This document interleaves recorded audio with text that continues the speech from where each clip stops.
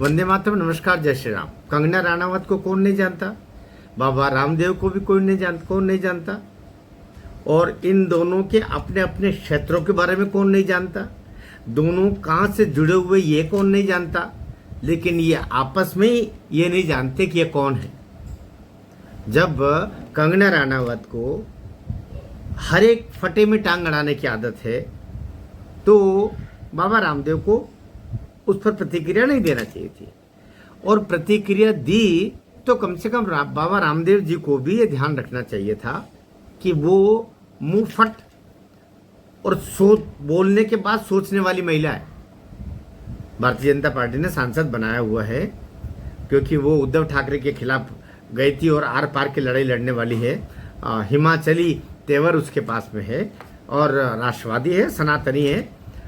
लेकिन दिया तले अंधेरा होता है। सबके जीवन में कुछ कमियां रहती है, कुछ ऐसे पाप होते हैं जिनका प्रायश्चित नहीं होता है, कुछ ऐसे गुनाह हो जाते हैं जिनकी सजाएं नहीं होती है।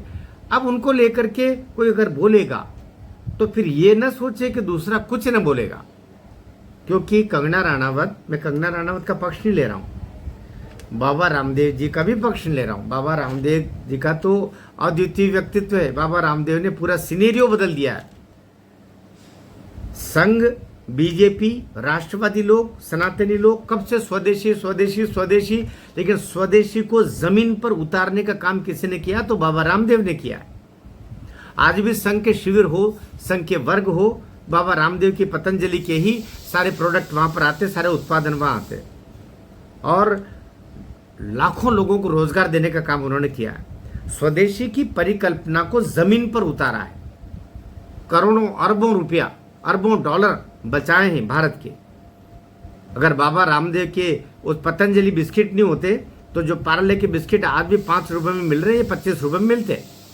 पतंजलि ने वैकल्पिक तैयार किया। साबुन हो, आपका तेल हो, आपके छोटी छोटी चीजें, पापड़, बेसन, अचार, मुरब्बा, बिस्किट, चॉकलेट, क्या नहीं, शैम्पू, हर जगह जहां अरबों रुपया आपका नष्ट होता था बाबा रामदेव ने बचा लिया है।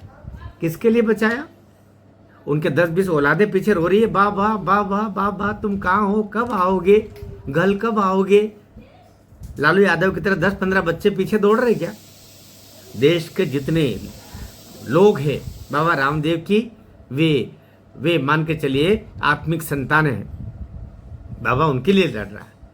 तो ये कंगना राणावत को भी बोलने से पहले जरा सोचना चाहिए था। और दरअसल हुआ क्या, 19-20 अगस्त को किसी पत्रकार ने पूछ लिया। पत्रकार भी है ना, बहुत ऐसे होते हैं, बिल्कुल वो चाहते हैं कि कोई ऐसा विवादित विषय आ जाए और ये सामने वाला ऐसा बोल दे।